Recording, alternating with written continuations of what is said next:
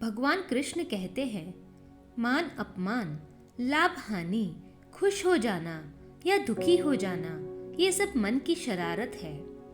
जो मन को नियंत्रित नहीं करता, उसके लिए वो शत्रु के समान कार्य करता है। लोग कहते हैं अपनों के आगे झुक जाना चाहिए, किंतु सच बात तो ये है कि जो अपने होते हैं वो कभी झुकने नहीं देते। झुकना उतना ही चाहिए जितना सही हो। बेवजह झुकना केवल दूसरों के अहम को बढ़ावा देता है। आत्मज्ञान की तलवार से काटकर अपने हृदय से अज्ञान के संदेह को अलग कर दो। अनुशासित रहो। लोग आपके अपमान के बारे में हमेशा बात करेंगे। सम्मानित व्यक्ति के लिए अपमान मृत्यु से बदतर है। मन अशांत है और उसे नियंत्रित करना कठिन है, लेकिन अभ्यास से इसे वश में किया जा सकता है। जीवन में समय चाहे जैसा भी हो, परिवार के साथ रहो। सुख हो तो बढ़ जाता है और दुख हो तो बट जाता है। ज्ञानी व्यक्ति को कर्म के प्रतिफल की अपेक्षा कर रहे अज्ञानी व्यक्ति के दिमाग को अस्थिर नहीं करना चाहिए। एक बार माफ करके अच्छे बन जाओ, पर दोबारा उसी इंसान पर भरोसा करके बेवकूफ कभी ना बनो जिसे तुम अपना समझकर मग्न हो रहे हो। बस यही प्रसन्नता तुम्हारे दुख का कारण है। कृष्ण ने दुष्टों को भी अपनी गलती सुधारने का मौका दिया, क्योंकि वो किसी मनुष्य को नहीं, उसके अंदर की बुराई को मारना चाहते थे। बुद्धिमान व्यक्ति को समाज कल्याण के लिए बिना असत्य के काम करना चाहिए। मनुष्य का जीवन केवल उसके कर्मों पर चलता है। जैसा कर्म होता है वैसे उसका जीवन होता है। श्री कृष्ण कहते हैं, अगर तुम अपना कल्याण चाहते हो तो सभी उपदेशों, सभी धर्मों को छोड़कर मेरी शरण में आ जाओ। मैं तुम्हें मुक्ति प्रदान करूंगा। मैं भूत, वर्तमान और भविष्य के सभी प्राणियों को जानता हूँ, पर वास्तविकता में कोई मुझे नहीं जानता। इस संसार में मूर्ख व्यक्ति, अधर्मी, अज्ञानी व नास्तिक प्रकृति का व्यक्ति मेरी शरण स्वीकार नहीं कर सकता। जीवन में आधे दुख इस कारण जन्म लेते हैं क्योंकि उनसे आशाएं बड़ी होती है। इन आशाओं का त्याग करके देखो, जीवन में सुख ही सुख है। यदि आप किसी के साथ मित्रता नहीं कर सकते तो उसके साथ शत्रुता भी नहीं करनी चाहिए। जो दूसरों की तकलीफों को समझते हैं, जिनमें दया है, दिल से अच्छे हैं, उन्हें दोबारा जन्म नहीं लेना पड़ता। यदि कोई व्यक्ति प्रेम से, भक्ति से पुष्प, फल, जल भी मुझ पर चढ़ा दे तो उसी भाव से उसे स्वीकार करता हूँ। वह मेरा प्रिय भक्त होता है।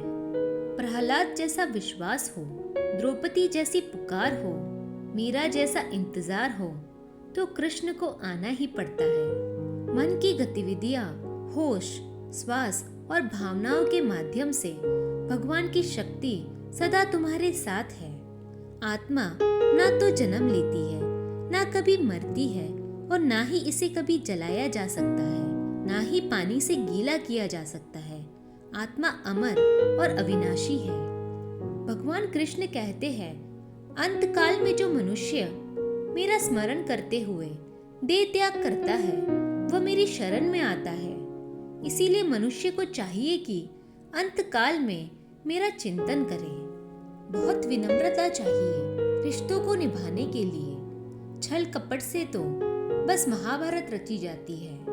आपके कर्म ही आपकी पहचान है, वरना एक नाम के हजारों इंसान हैं। हमेशा संदेह करने वाले व्यक्ति के लिए प्रसन्नता ना इस लोक में है, ना ही कहीं और। मनुष्य अपने विश्वास से निर्मित होता है। जैसा वो विश्वास करता है वैसा वो बन जाता है। जीवन में कभी भी किसी से अपनी तुलना मत कीजिए। आप जैसे हैं सर्वश्रेष्ठ है। व्यक्ति जो चाहे बन सकता है, यदि वो विश्वास के साथ इच्छित वस्तु पर लगातार चिंतन करे। जिंदगी में सब कुछ खत्म होना जैसा कुछ भी नहीं होता।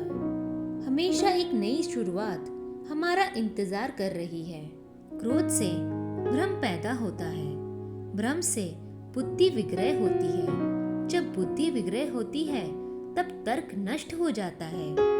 जब तर्क नष्ट होता है तब व्यक्ति का पतन हो जाता है। जो इस लोक में अपने काम की सफलता की कामना रखते हैं वो देवताओं का पूजन करें। शब्द उतने ही बाहर निकालने चाहिए जिन्हें वापस भी लेना पड़े तो खुद को तकलीफ ना हो।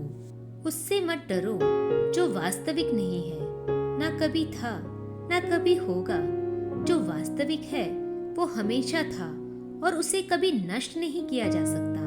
मोहग्रस्त होकर अपने कर्तव्य पथ से हट जाना मूर्खता है, क्योंकि इससे ना तो तुम्हें स्वर्ग की प्राप्ति होगी और ना ही तुम्हारी कीर्ति बढ़ेगी।